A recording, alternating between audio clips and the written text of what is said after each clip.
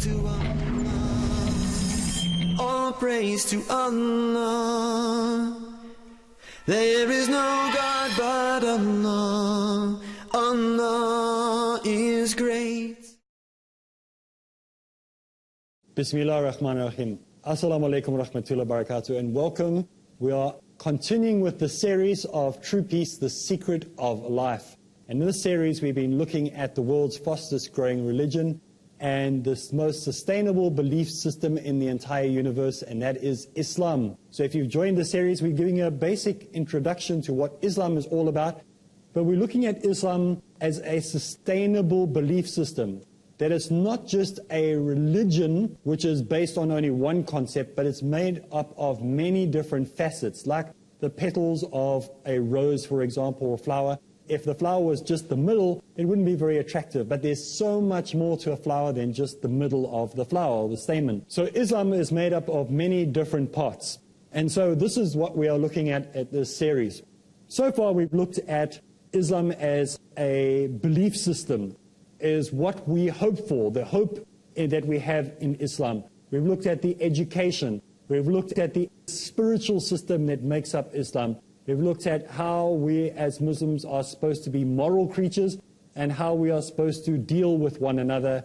And now we are looking in this episode, inshallah, today, on human responsibilities. Last time, we spoke about how we as humans need to be responsible towards our society. And the way we spoke last time was that we need to have responsibilities towards the poor, those who are in need, how to give charity, and how charity is a human responsibility. We also spoke last time on how we as humans, as part of our human responsibility, need to give respect, and we need to be responsible stewards to Allah. Allah Ta'ala, who created us from nothing and gave us this world, gave us this planet to live on. Because Allah has given us this life to live, He has made us different from the rest of His creations. But there are certain rights that we have as human beings that Allah has given us. And today, inshallah, we'll be looking at those rights or those responsibilities. Remember, I said that I prefer not to use rights, but rather the word responsibility. What are the responsibilities of a husband? In the Quran and in the Hadith, we have many different descriptions about the responsibility of a husband to the wife to the husband, the wife to the children. Inshallah, that's what we're going to be looking at today. So what are the responsibilities of the husband? The responsibility of the husband is to live in a moderate and nice way with his family and his community. In other words, he mustn't be a person who is an extremist, going from one extreme to the other, losing his temper, being angry, being violent. And this we can read in Surah Nisa in Ayah 19. So it talks about how we need to live in a moderate and nice way as a husband. Also speaks about how the responsibility of a husband is to save his family from the hellfire. How he is to be the one who is to guide and teach. As the head of the family, it is his responsibilities to steer his family clear from the hellfire. Not to allow them to do things that will lead them to the hellfire. Today we live in a world where people are compromising, where parents are told, don't correct your children. Don't tell your daughter or your son who is now experimenting in different sexualities, or experimenting with drugs, or experimenting with alcohol, or experimenting with steroids. We say to him, no, don't be strict on them. They're going through a phase. It is your responsibility as a father to prevent that from happening, because if he dies, he is going to the hellfire, and you will be held responsible for that. You will be the cause of that happening. You are not your children's friend. You are not your children's buddy. You are not your children's brother. You are your children's father. And if they hate you and they don't like you, then that's the way it's going to be. You have a responsibility. Trust me. Believe me on this. They may hate you now, but they will love you one day. They may hate what you say now, Your child might say to you, I hate you, father, I hate you, daddy, I hate you, papa, whatever he might call you. It's better that he says that than for you to be the cause of your child dying and being taken to the hellfire. It is better that he hates you. So it is your responsibility to save them from the hellfire. It is your responsibility as a husband to be the best to your wife, better than anyone else can possibly be to your wife.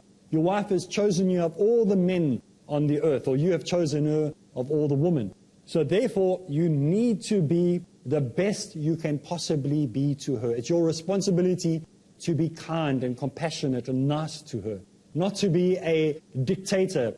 You're not running a regime. You're running a household.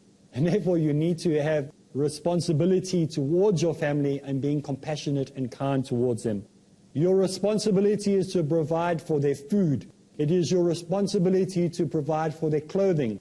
It is your responsibility to provide for their shelter. There is nothing worse than when I hear that a man expects his wife, and I've heard this in South Africa, it's common practice, and sadly to say, I don't know what type of Muslims these men think they are, that at the end of the month when the wife is earning, they go to the wife and they say, you need to pay for the rent, you need to pay your part for the shelter, and you need to pay your part for the food. It is your responsibility as a man to pay for the food, the shelter, and the clothes.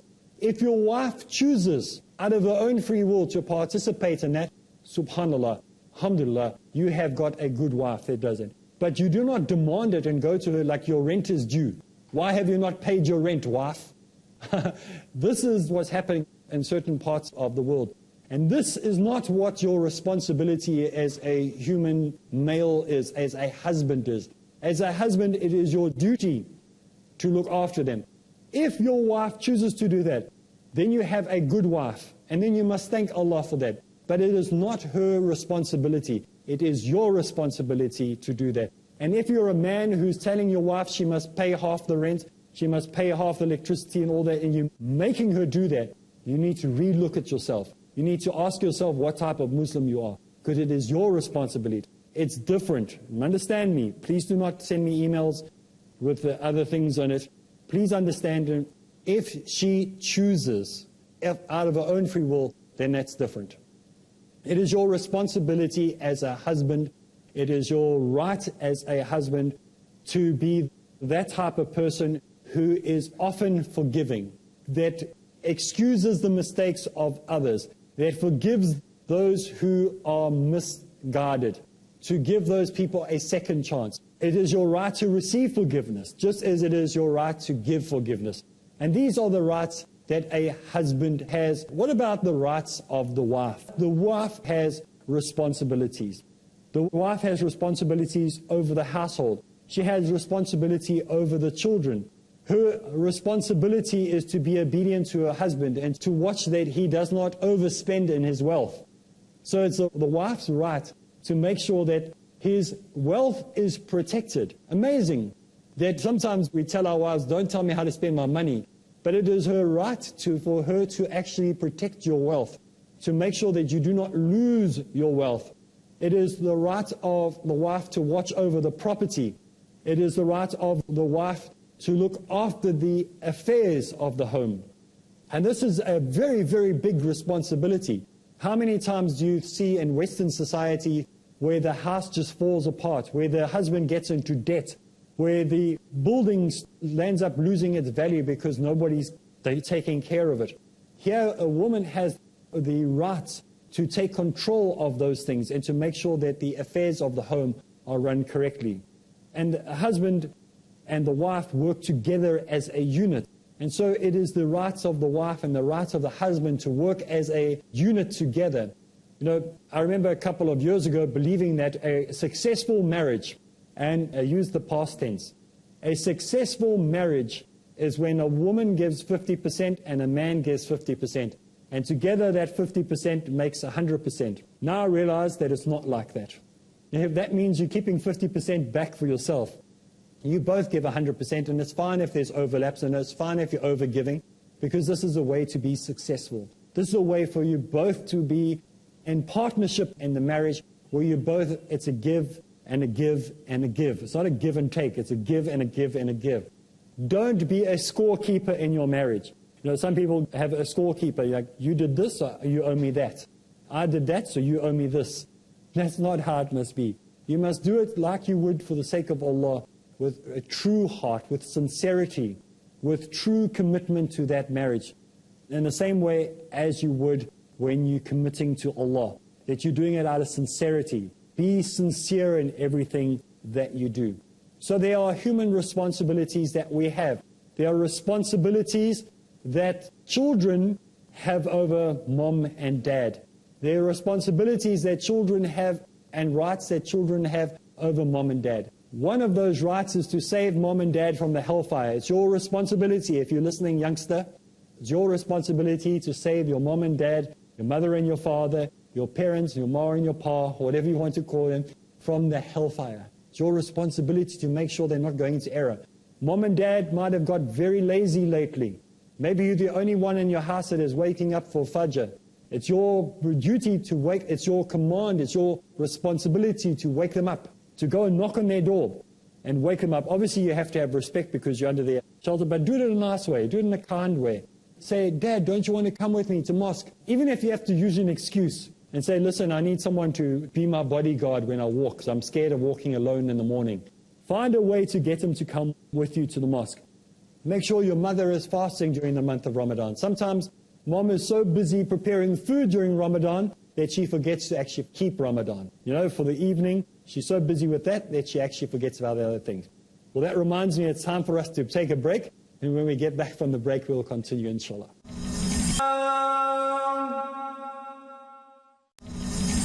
All praise to Allah. Assalamu alaikum wa rahmatullahi wa barakatuh. Bismillah ar-Rahman ar-Rahim. Welcome back.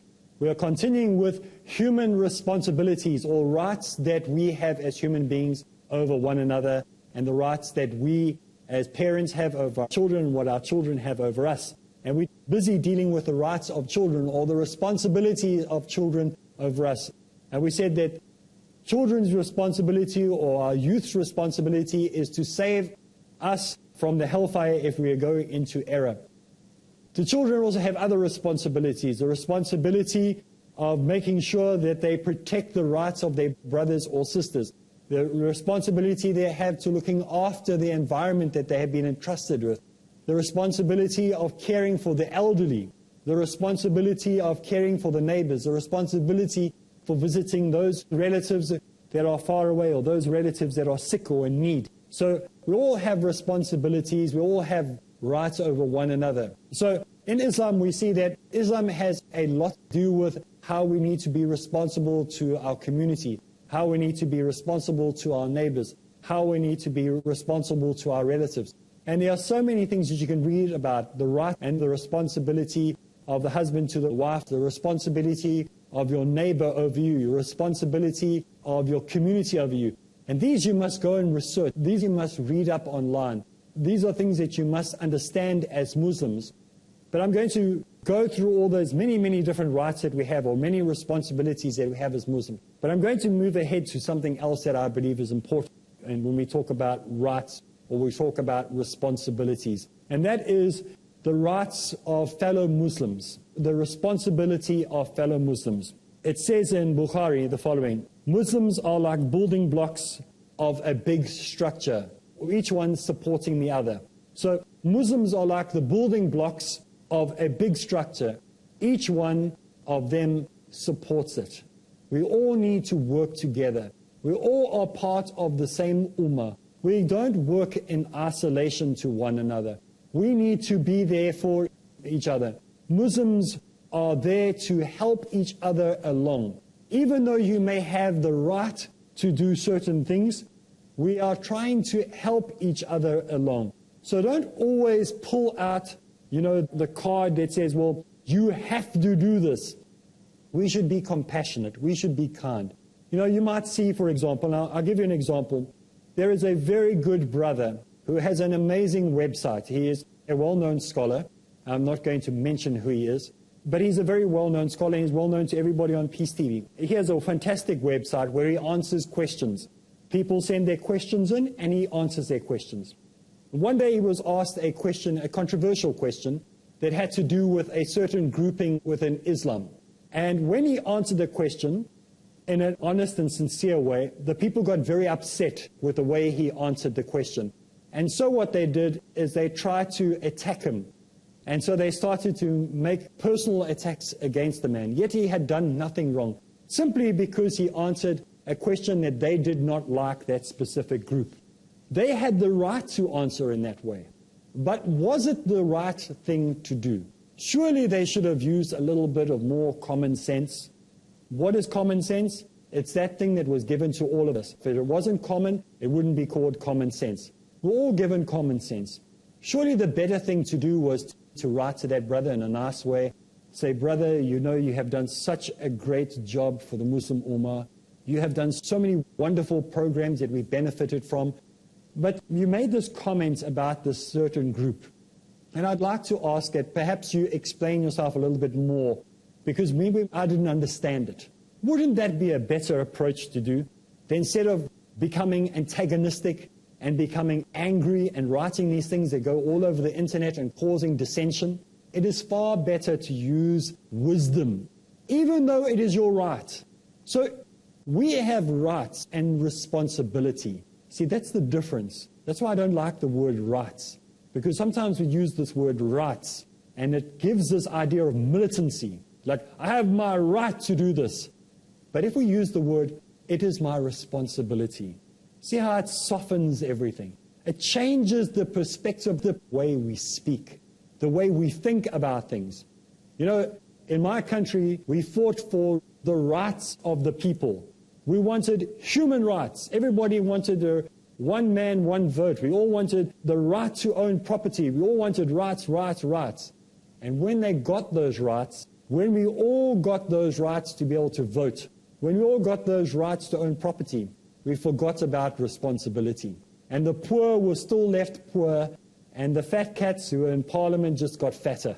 Those people in Parliament, the only thing that changed was their bank balance. The laws in the country remained the same. The dictators remained the same. Everything remained exactly the same way it was before, because they didn't take human responsibilities forward. They took only rights forward. And this is why we need to be careful when we talk about human rights. We need to understand that human rights come with responsibility. And therefore, we as human beings need to be responsible one to the other. And this is the message of Islam. The message of Islam is that we must be responsible stewards on planet Earth. We must be stewards that look after the environment. You know, I remember hearing a talk a number of years ago where people were talking about, you know, do you ever think that things are going to change on this earth? Look, especially when it comes to animals. You know, we're killing off so many animal species. We're killing off plants. We are destroying the rivers. We are destroying the mountains. Do you think it'll ever change? And somebody said, well, we need to have animal rights. And I said to him, well, there are animal rights. There's animal activists all over. You know, there are people like PETA. There are people like the ASPCA, all these different groups that are protecting animal rights. But what is actually happening with these things? Nothing. Organizations like the ASPCA, it costs you more to take the animal from the shelter than to go buy one from a private breeder. So you need to think about what you're doing if you're really caring about the animals. But in Islam, we don't have such a thing as animal rights. We have animal responsibility. Animals have rights over us. In Islam, there's a thing called animal responsibility. Animals have the right to be cared for kindly. Animals have the right to have correct housing. They are not permitted to be put into a tiny little cage with artificial light that never see the light of day. They have rights over us. They have a right to be outside. They have a right to eat proper food. They have a right to nutrition. They have a right to be fed. There is no such constitution if you look in these so-called animal activists or animal rights. We have animal responsibility in Islam. An animal has a right to be treated correctly. If an animal is killed for food, it has the right to be put down in a humane way, and it needs to be done quickly. without any fear. The animal that is already injured or hurt is not permitted to be injured or hurt. It has rights over you. So we don't find these in animal activism. We find this in Islam. Islam gives humans responsibilities towards looking after animals, and animals have rights over human beings. There is a reward in Islam for looking after animals, even an animal that is thirsty. And by giving an animal something to drink, you have fulfilled a need, you have fulfilled a requirement in Islam. You have fulfilled the requirement of looking after one of Allah's creation. So we have to be careful how we look after our environment, how we care for those animals around us. There is a difference between Allah's rights and humans' rights. Our responsibility is to thank Him for what He has given. He is the caretaker of everything that we see. He created everything that there is. Nothing will hold in place unless He ordains it to be held in place. The very breath that you take is the responsibility of Allah. He allows you to breathe in and out. You think you are breathing in and out, but at a moment it could stop. Allah chooses the hour and the second and the moment that things begin and things end. It is our responsibility to thank Allah for everything that we have been given. We as human beings have been given the greatest responsibility on earth, and that is to care for everything that we have been given, to care for our families, to care for our loved ones, to care about those people who are next door to us, who run us down, who speak badly about us, who degrade Islam, who make comments about Islam. It's our responsibility to convey the message of Islam to them in a proper manner, by good conduct. In this series so far, we have looked at how to have a good character, how to have good conduct, what our social responsibility is, how to be moral beings, how to pray, how to give zakat, how to fast in the month of Ramadan. We've looked at many, many aspects on what it means to be a Muslim.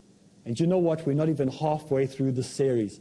That's how much there is on how to be a good Muslim, how much there is that makes up a Muslim. Today we've looked at human responsibility, and we've looked at what we are supposed to be in this world today as Muslims. If you're not a Muslim and you're watching this program and you're finding that it's interesting, you didn't know that Islam consisted of all these things, that so many things were required of a Muslim, that so much makes up the religion, or should I say the belief system of Islam. You just thought that Islam was saying La ilaha illallah Muhammadur Rasulullah. But there's more to Islam than that. Saying La ilaha illallah Muhammadur Rasulullah is very, very, very important, don't get me wrong. But there is so much more to Islam. So we've run out of time again. I just want to encourage you to join in again next time, where we learn more about ways that you can be a successful Muslim. So from me, Areeb Islam, till next time, Assalamu alaikum wa rahmatullahi wa barakatuh. Subhanallah walhamdulillah wa la ilaha illallah wallahu akbar wa la hawla wa la quwwata illa